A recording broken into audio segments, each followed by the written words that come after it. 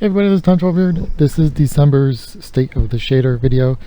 I'm going to go over what some of the differences are in this month's update, and kind of the philosophy on the menu redesign, and how to go about mixing the old lighting and the new lighting to get the look you want, and also showcase a lot of the bugs and stuff that's planned for the future, and just kind of the mindset of going into it. So let's start off. If you haven't already seen the showcase video, that's going to play for like the next 5 minutes. Just use the timestamps to skip ahead. I think it's very important to see it working good before I break it down and show you everything wrong and get to the technicality, because that's what we're looking for and what we're trying to get.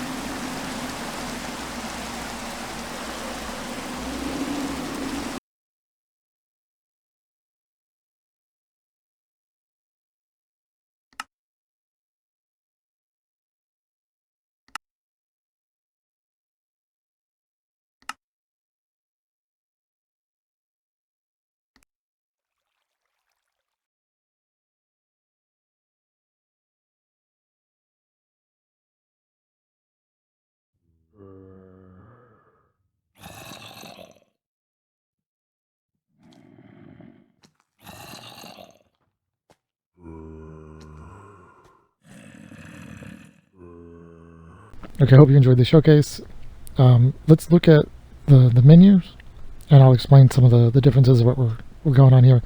So the new menu system is trying to be really clean. So we break it down in the beginning. We've got still our profiles up top, and now they've got color-coded FPS of what I get, so you can get an idea of general performance, of how they compare to each other. Help and info. I might try to stuff more stuff in here, like descriptions of the profiles. I was hoping they could have individual tooltips, but they cannot on Iris. Our quick performance is a little bit changed. This will eventually have everything that changes from the profiles. I don't think it does right now, because I've just updated stuff. Got our light bounces, which is one of the main contributors to performance. The light simulation resolution, which right now is horrible. These options are what low does, which it just limits to reflections on very shiny things in water. Then we've got still our background resolution divider, because running the sky at full res is insanely expensive. And then things you don't really need to mess with as much are down here. Our quick style is untouched. This screen kind of sucks and I wouldn't use it. The cloud styles are buggy, the other ones. Tune mode is pretty much the only thing I would use this menu for right now. I need to redesign that. And then the four main components here.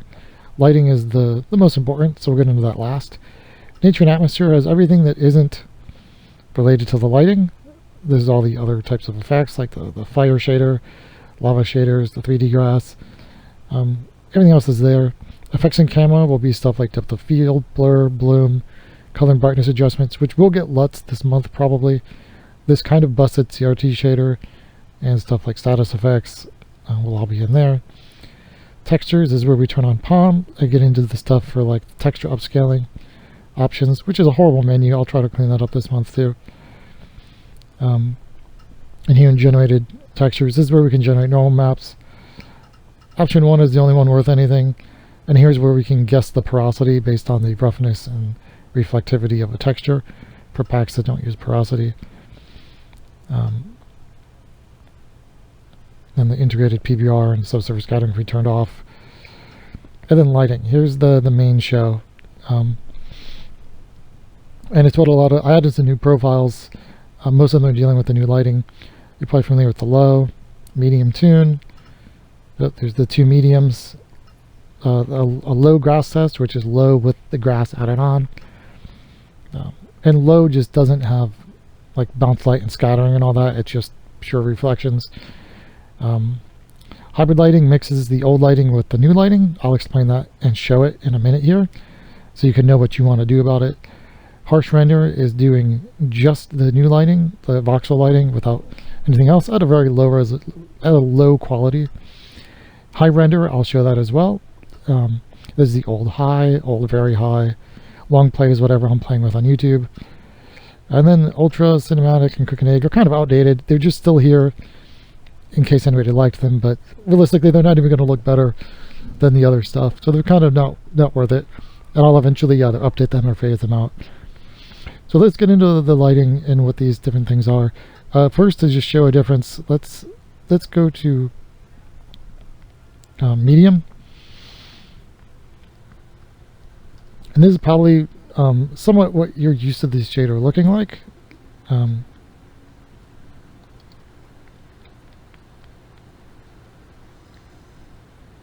It looks kind of trash now that I'm used to the other stuff. But here's medium. It's got colored lighting. It's based on the 360 screen space. And there's just, I don't know, this is what we had last month. It looks so bad now. Hybrid lighting. This mixes the voxel lighting with all the old vanilla enhanced lighting, and this is what it looks like. We're going to see a lot of this problem right here on the ground. I need to redo the temporal accumulation to work right with this new system. In the meantime, on the main menu, go down to more options, and in temporal accumulation, you can pump this up. This is the depth that's allowed to stick in the temporal reprojection. The higher that is, the less of that kind of noisy resetting you're going to get, but the more things are going to ghost and trail. I need to fix that, and that'll be part of what happens this month. So on the new, whenever using the new lighting, you're going to get some noise or some ghosting, unfortunately, until I work that out. So on hybrid here, we've got a combination of the two, which means we have off-screen light sources, and we start to get some of this better lighting that's more dynamic, and it doesn't have the problems that we used to get with the cube map lighting. Which, let me here, watch, we can step on that when not looking at it, and it still it updates. Let's go back to medium and see what would have happened without the hybrid lighting.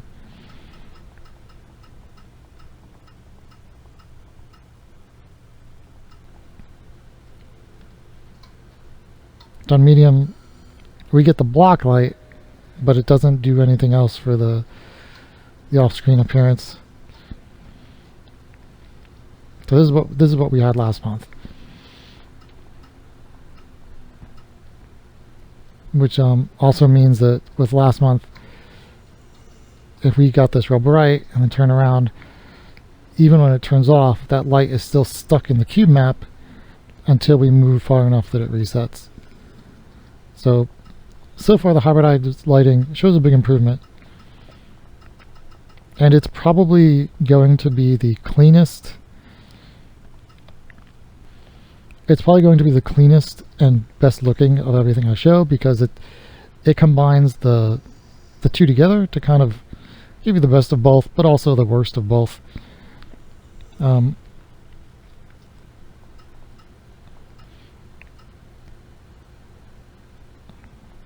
And it's doing 2 light bounces. So let's look at some of these other presets, and we'll go from there. Harsh render is doing purely the voxel lighting, but this is doing it with a very low sample count. So this will be even more dynamic because it doesn't have any of the vanilla light filling in the holes. So it's a very, very, very dramatic, very dynamic lighting system. But you can see it suffers a lot when you're in very poorly lit areas. Outside, you probably won't notice that, so we'll show outside afterwards as well. And while we're here, let me turn on the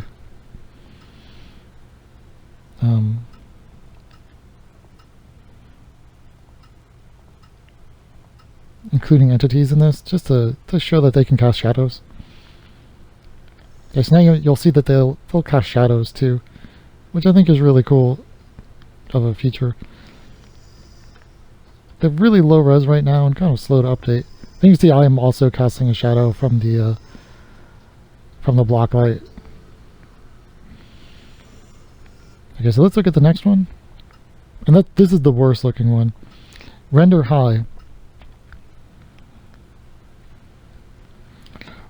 This is again doing only the light simulation, but it is doing it with a lot more rays, so it's a much just cleaner image. Even in darker areas, it's not going to suffer as bad, even though there's still some noise. And it's pretty much doing like a Blender render every frame. And you see there's still, like I said, I've got to work out that reprojection stuff. And within this, well, I'll show all the options in a minute.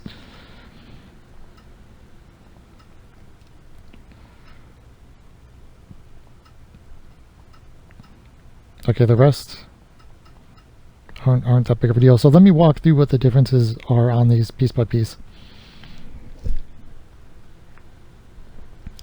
So here is medium again, and if we just add on in the new menu in the lighting, like I said, we've got our light sources and styles and our shadows up front.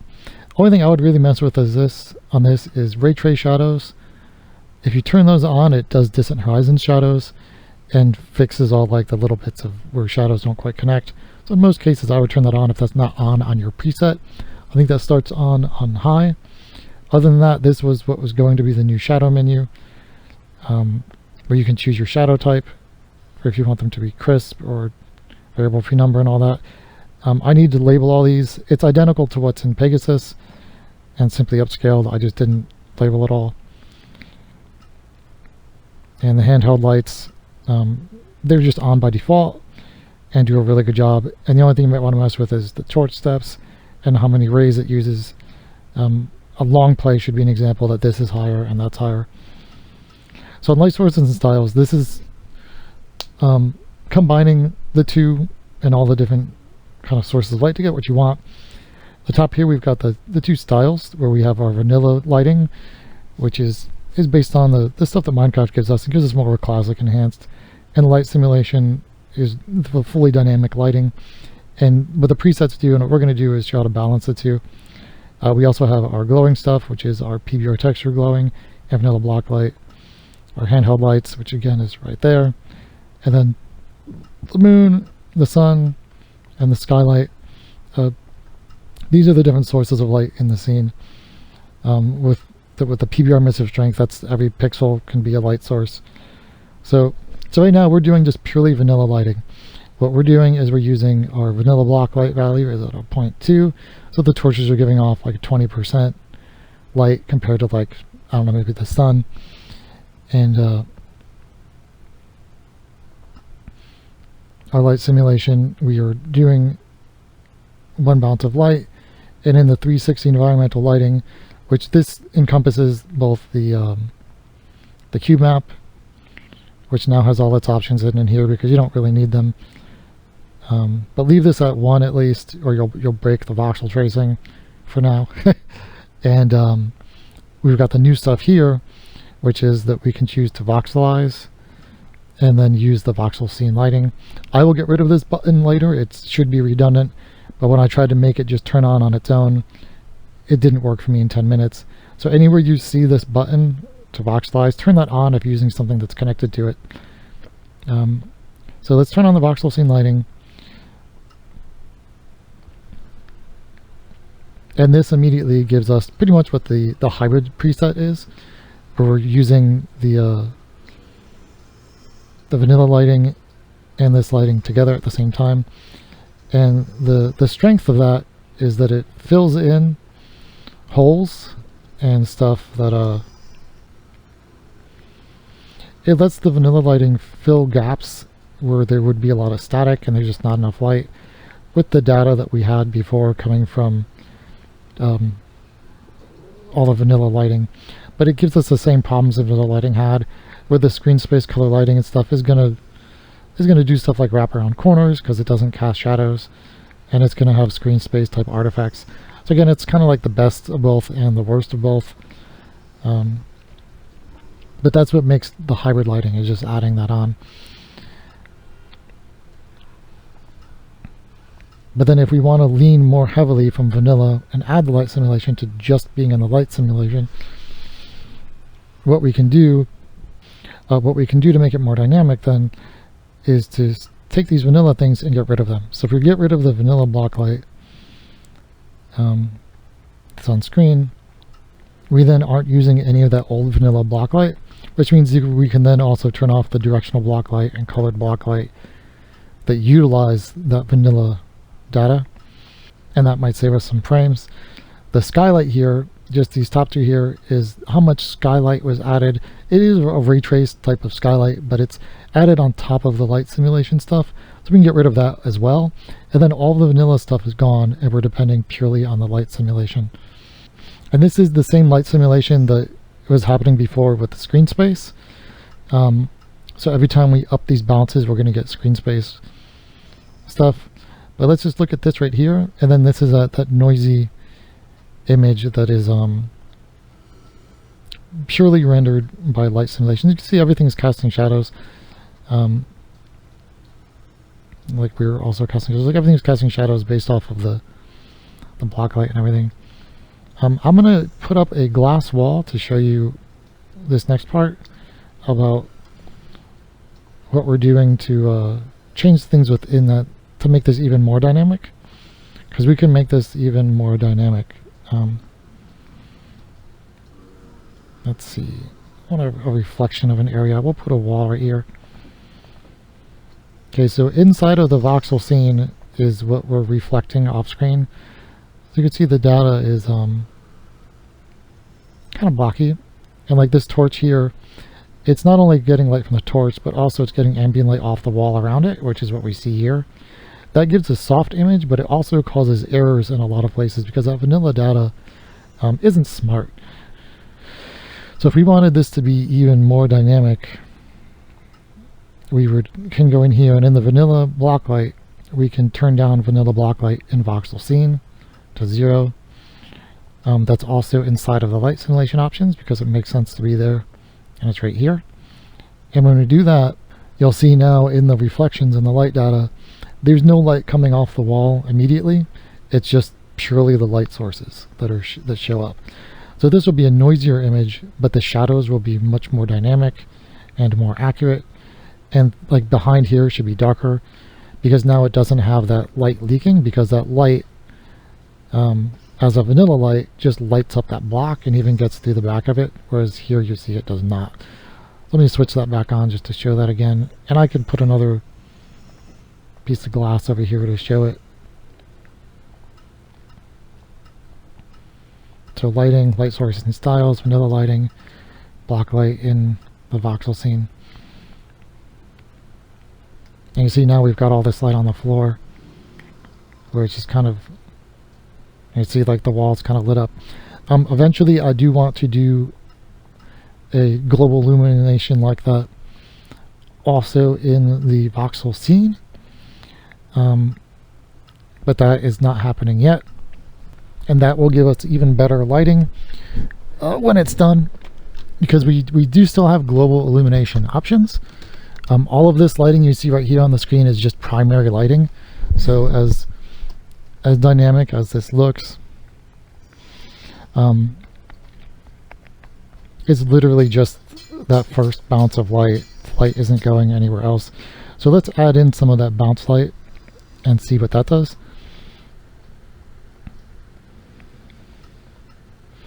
So once we've got that already going, and this is essentially, right now we are on, not hybrid because we got rid of everything else, we're on harsh render is essentially what we're on. Except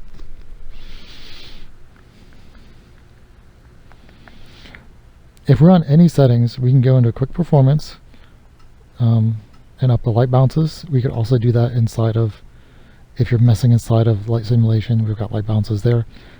And every one of these you adds a bounce of light to the scene,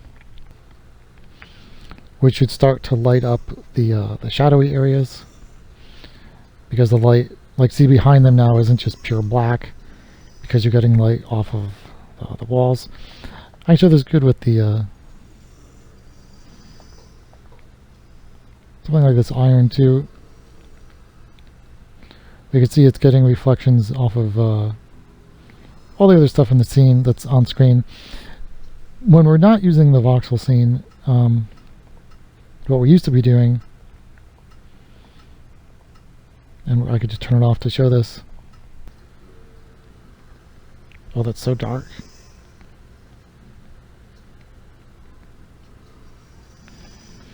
Is it was using the cube map in addition to the screen space data. So if you were to sit here and spin around, yeah, you'd get like a really nice render, but the moment you move, it's inaccurate. And this light is bouncing both of what's on screen and what's off screen in the cube map.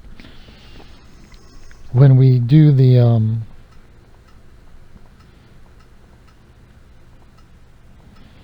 voxel scene lighting, it's then not using the cube map anymore. It's using the voxel data for that off-screen lighting, and the bounce light is happening only with what's on screen. That's why I want to add the GI for off-screen, because off-screen right now just only has that voxel data. It doesn't have extra light bounces happening off-screen. So that's something that I'll add in the next month or so too. But you see one bounce already fills in a lot. If we add another bounce, it'll fill even more. And this is almost set to render high. The other difference between this and render high is that it is also then adding in not just these light bounces, which you see fills this. in some, but it's also adding that extra ray count. So you can see all the noise we've got here.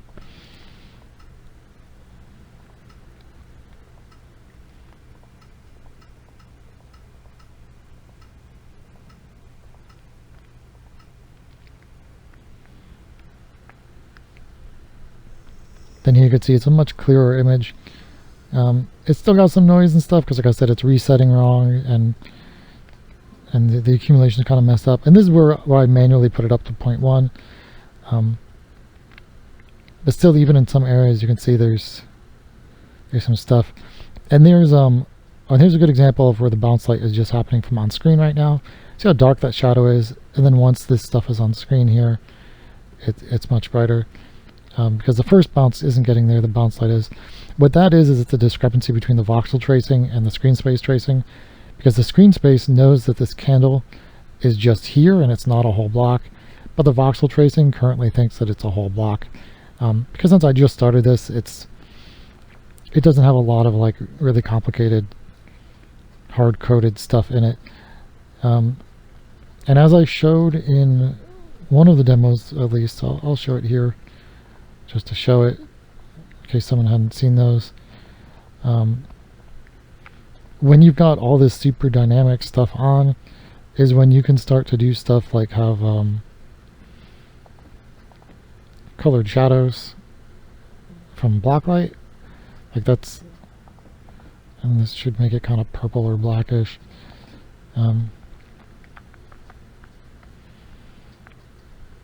like that'll like stack.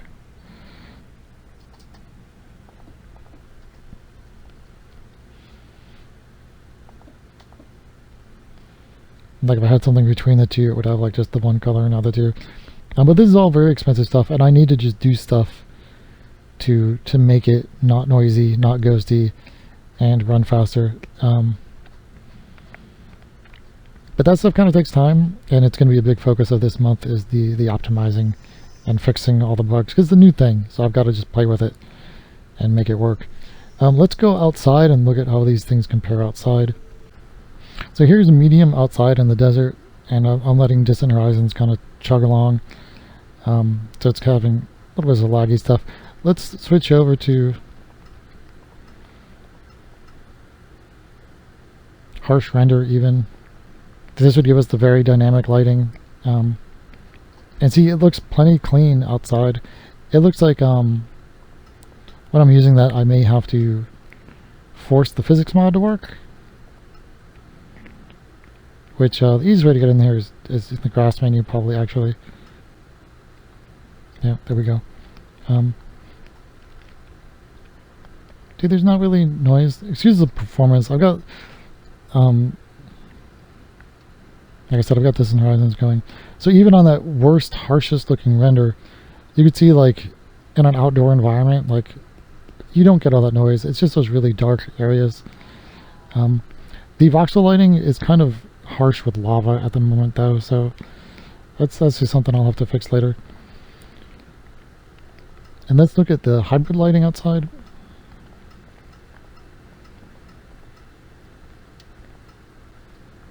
You can see there's not much of a difference. The only difference, if anything, is going to be that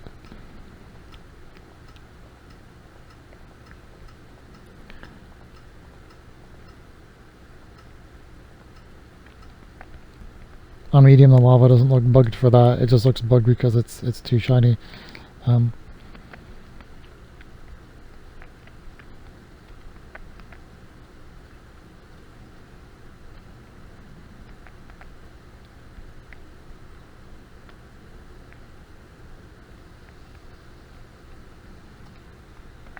Let's look at an opportunity here. Let's look at this. So this is where one of the places where medium had a really bad time.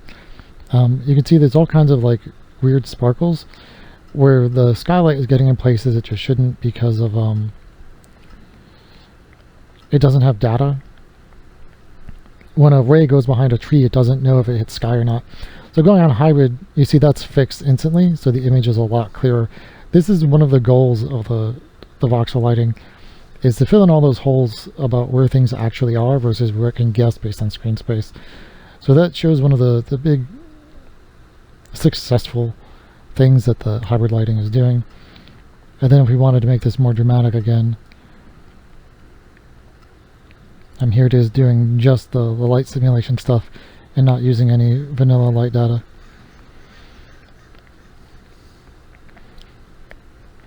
Here's a bug you can see here when we are using the voxel data. I'm not properly accounting for when things are outside of range. So things outside of range are probably not doing any bounce lighting. And you can see that they're taking data from the last voxel that's captured in range. So that's something to fix, and I'm aware of that, and I'll fix it. Let's look at another example of combining the two reflection styles and what the goals is in the future and the strengths and weaknesses. Let's look at some stuff as a comparison. Here we are just on all default settings. And let's look at, well, the speed, of course, is real good. There's errors in the lighting. I'll try to find a spot with some water and I'll show it, or some stuff like getting underground. Without the voxel lighting, there was, I fixed a lot of this to work better, but there's still ways that it kind of, you can see there's like kind of leaks of skylight getting in where it shouldn't. And just kind of inconsistencies with the screen space having problems, where stuff wasn't updated yet in the cube map. Like there you can see that kind of brightness in there. And that's the sort of thing that using the voxel catcher should fix. You see now that since it's got that data, we don't get that kind of brokenness anymore. But one of the main things I need to change about the way this works is combining the screen space and voxel reflections together.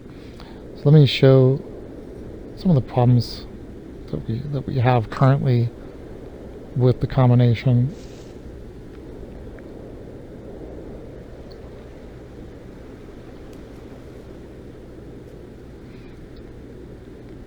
So right now, if we're doing just one light bounce and we're using the voxel lighting, all of these reflections are purely voxels.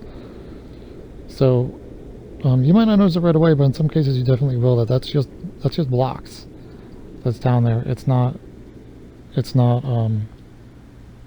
stuff, except for when things are out of range. You see we're falling back to the cube map, but anything close, it's just doing the voxels. So I want to combine it so that it will use the screen space data smartly. And the reason I'm saying smartly is, and here's a good opportunity to show some more bugs here, is let's look at this, doing this a few different ways.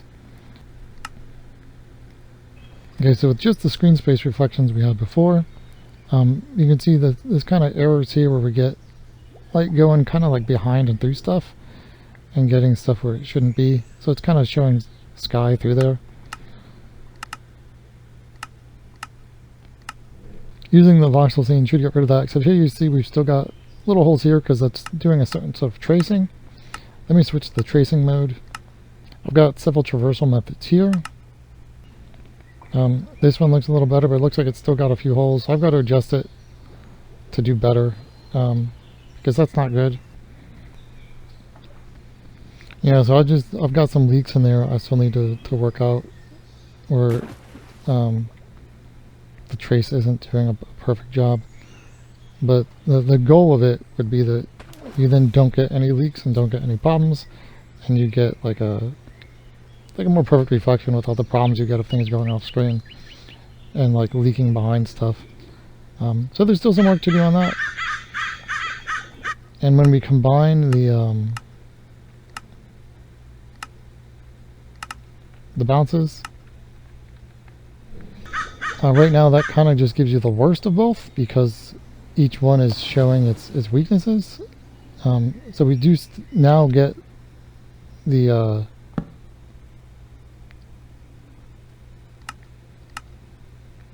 let me turn on that block light. This is a good show of that. The vanilla block light in reflections is, you can see that there's ambient light coming off of the walls in the reflection. If I go in and the vanilla lighting, turn down that vanilla block light in the voxel scene, then you see it traces just the light source itself and not stuff around it. And that lets us see that now in the reflections you can see with the multiple bounces it is taking that screen space data, so you get more texture. But right now the voxel scene is kind of overriding it where it's available because it's just brighter. But you can see it's taking that detail, but then it's also taking that. So I want to hybridize the two together so that where it has the screen space data, it'll check the voxels to make sure it doesn't go behind stuff, but then only use the appropriate stuff and not give you the blocky stuff. But that's something I'm going to be working on this month, along with the performance. The performance is a big part of what I need to do this month because the performance just isn't good. Getting like 50 to 70 with this isn't what I want. I want a lot more. Oh, lava. Let's look at some of the lava stuff I did this month too. This is the lava right now does not behave very well with the voxel based lighting because it's just having a bad time with it. So that's something I need to fix.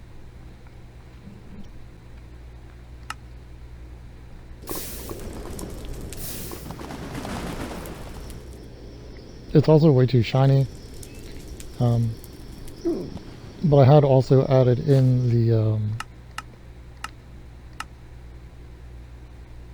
options. Let's see, lava.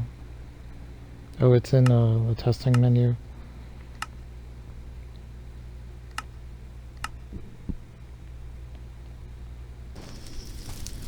So these lava falls look surprisingly good on that, considering that's the worst case scenario. They are in the debug menu because they are not done yet. I want to do stuff with them that will require kind of voxel math stuff because they have some issues. But let's look at it because I think it's cool. This is a procedural lava waterfall type of bit. I need to extend this out a little more, I think. We're getting some of the goodness there, but let's get some more of that goodness.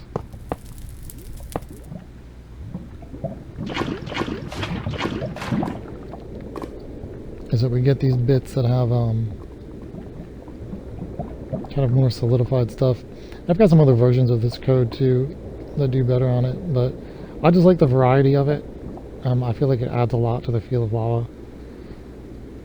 But you can see it has a little bit of difficulty with slopes that are diagonal because it's got to kind of switch back and forth between like, am I going down this side or that side?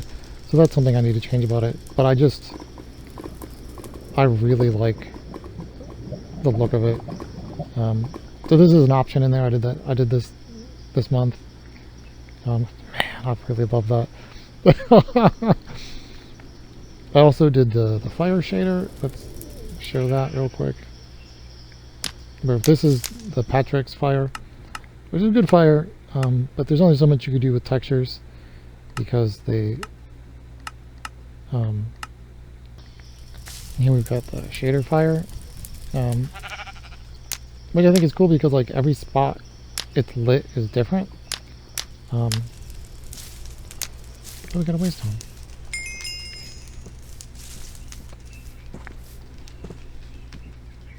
So you don't get just like the same texture everywhere. It's dynamic. I want to have it actually be translucent, but that was being very buggy. So right now it's just kind of this hard cutoff to it.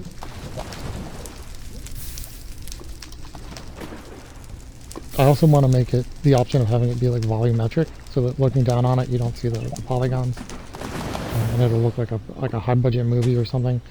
But that's not for today. That's not this week. That might not be this month because there's other things that are more of a focus. One thing that's fun about it is when they run and they're on fire. You see the fire doesn't stick to the texture doesn't stick to them. The texture is based on where they are. So if they move quick, the flames actually kind of flame quicker. If they move, that one just doesn't care. He's not enough. You know, it's inevitable.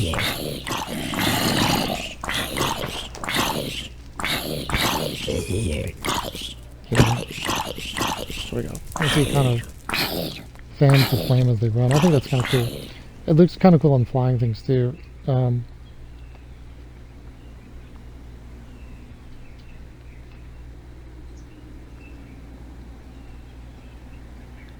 So with water too, some of the fixes is it should no longer glow. See, there's that light leaks that I was talking about without the voxel lighting. This will be a good opportunity to show this too, what this fixes and what its limitations are. It fixes a lot of it, but there's still some problems with the depth. And see, this is the that lighting, taking the vanilla lighting. I need to adjust that as well. Again, that was in the voxel scene options or just in vanilla lighting, vanilla blocks, and voxel scene. And if we shut that down, all this kind of ambient light disappears. Then we get just the actual light value because the vanilla lighting isn't really accurate. So you can see with using just the voxel lighting in here, it fixed the problem of like skylight getting in, but it has a limited range. So in a very big open cave, some stuff is still going to be dependent on the cube map. And you see there's still some problems with the screen space. If I turn up the distance that it's going, which is something that I will do some kind of LOD system for too. We can just up the step count here. And that should do a lot better, but it's still going to have a few problems because I just haven't perfected the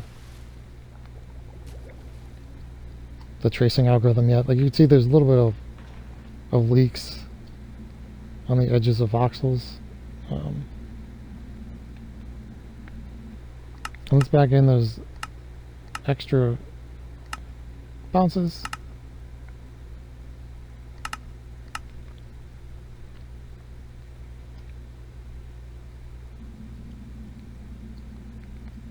And see, now we get the screen space data where it's available, and it's just using the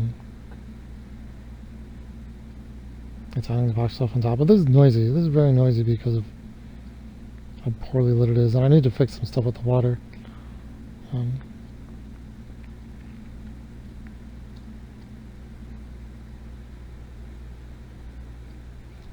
And I want to do some more stuff with the cube map too. But you can see here, like, that's a good show of like what the voxel scene is, like what the voxel capture is we've got some ambient lighting, we've got the color of the textures,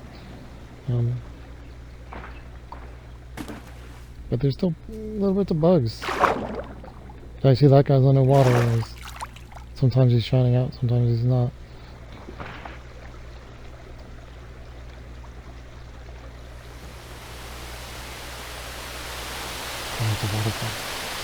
That's cool. So you can see what we've got captured by the voxels there at that distance, and we can pump that up at the cost of performance.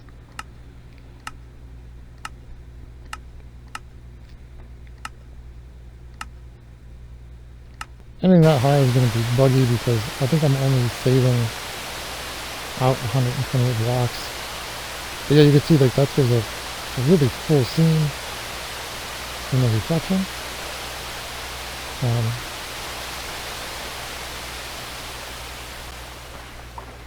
And I need to make the cube map only update things that are actually out of range, so we don't get things sticking to it like that.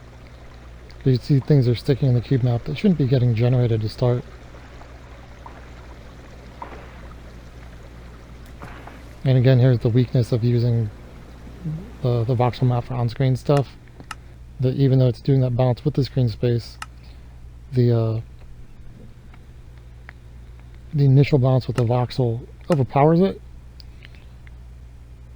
Like I said in here, if we don't trace the voxels on screen and only off screen, it fixes that. And you see the stuff off screen gets voxel. Like I said, this will give us those light leaks of skylight in areas where I haven't fixed it. You can see some of it even right there. There's also a problem with the sky in the reflection here. The screen space sky. You see there's something going on there. I've got an option that fixes that, but it doesn't work with all the other lighting. So I just need to fix that differently.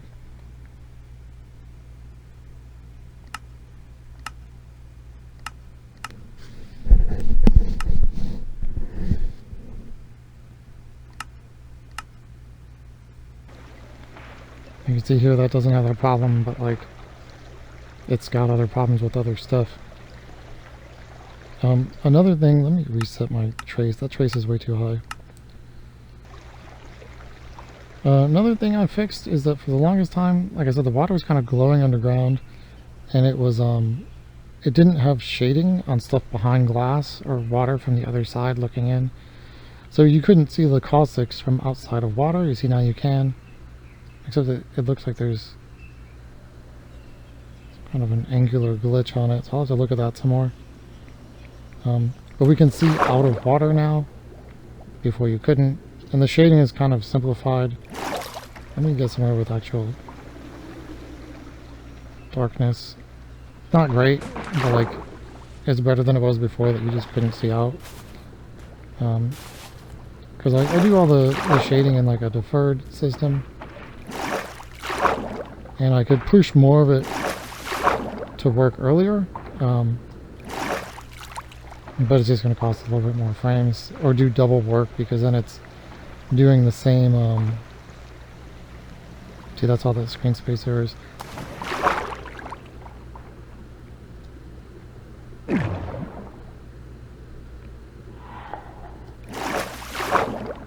So this is a lot better. It's still got a little bit of problems.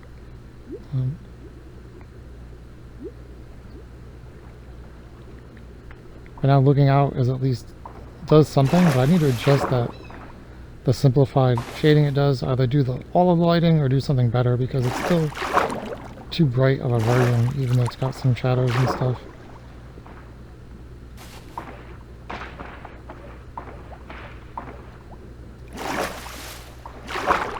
And the refraction isn't perfect. There's a little bit of a doubling on the edges of things.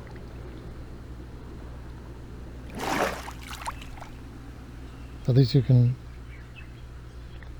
no longer have glowing water underground, and you can see out of water at least a little bit, even if it's not perfect. The grass is a lot easier to use now. You can just go into 3D grass and turn on the grass shader. You do also need to turn on voxelize. Eventually this will disappear, but anywhere you see voxelize, just turn that on if you're using something next to it. And if you're not using the resource pack, you will get buggy colors on the sides, so you need to use the resource pack.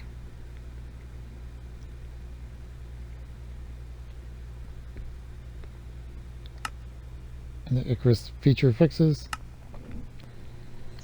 and then that fixes the colors on the sides, and the grass just works. There you go. But if you want to do like a thinner grass, there is the one preset long play, which will generally be updated to however I'm playing on YouTube. But what that changes in there,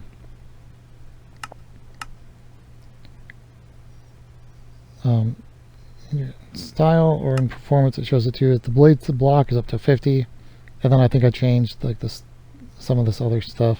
That's really kind of high. But you can see the difference between that and the other one,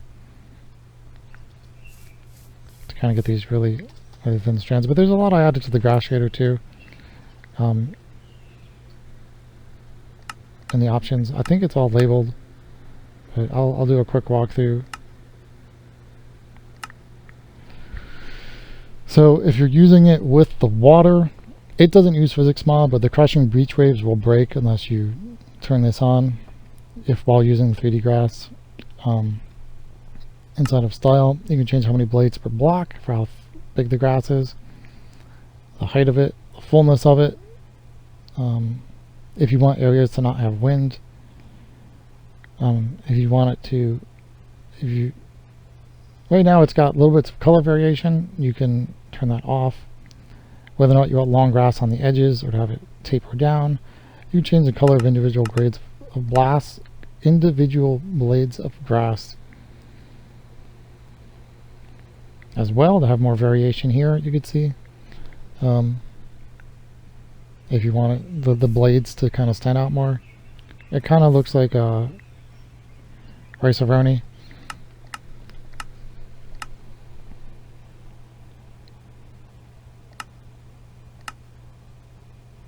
But it's just you can do those two. The physics on it are still buggy. I need to like where mobs can crunch it.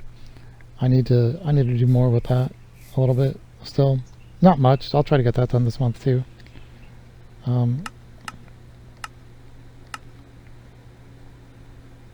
But we should be able to, just from default even, just go in and just hit boom boom and then it's there. Yeah, there we go. So that's out of the testing menu now. I don't know if I'd shown this in the last month's thing. I probably didn't because it probably wasn't done.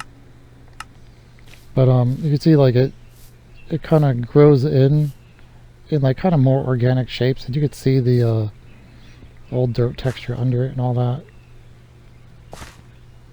And there should be areas where there's lots of grass, area where there's not grass, areas where it's all tall, areas where it's not so tall.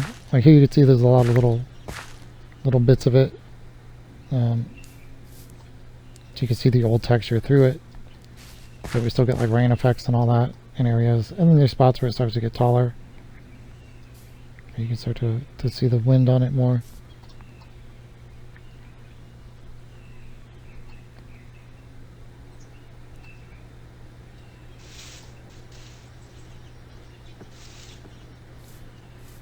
And for the grass on edges,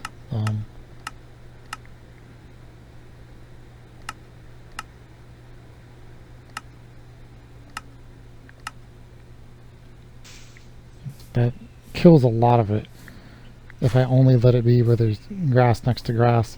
So that's not the best option, but it gets rid of those long edges and replaces them with kind of like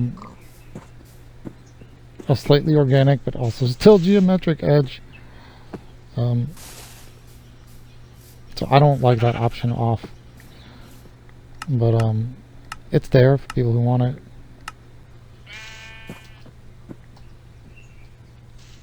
Let's look at the glints. I'll turn those back on and we can look at those again. I didn't show those yet.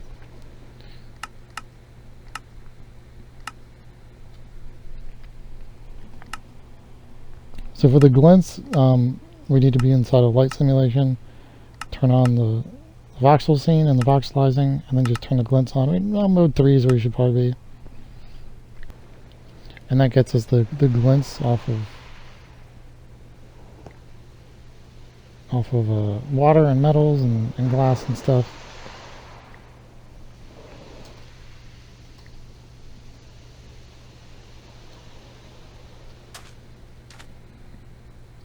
But we also, with the light bounces, should work with that now, so you can get at least some kind of ambient light off of that. If you want these to be more dramatic, something that works is to up the sun brightness.